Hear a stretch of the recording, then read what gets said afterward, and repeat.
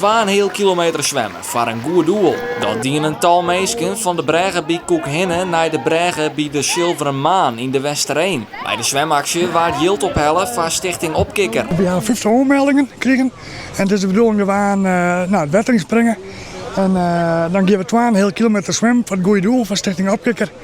En alle zwemmers die al hier een bedrag binnenhellen. Maar we zitten vanmorgen op bijna €19.000. Het ben onder andere hebben we collega's. En het ben vrienden van collega's en vrienden van uzelf en kennissen. En eigenlijk iedereen die enthousiast raakt van dit bericht. Zeg maar. Ja, het is gewoon een mooie tocht van 2,5 kilometer. En het is natuurlijk voor een goed doel, Stichting Opkikker.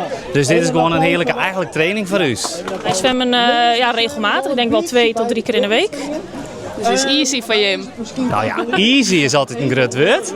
Maar triathlon is wel ons ding. En wij zwemmen hier in Dokkum bij Vitaleer. Dus daar hebben we wel geleerd om wat meters te maken. Dit is ook net de eerste actie. In 2021 wie er ook al een editie. Toen wie het voor een goed doel. Dat wie toen voor Kika wie dat. En we zijn van het is wel mooi om het een keer van Oren stichting te doen.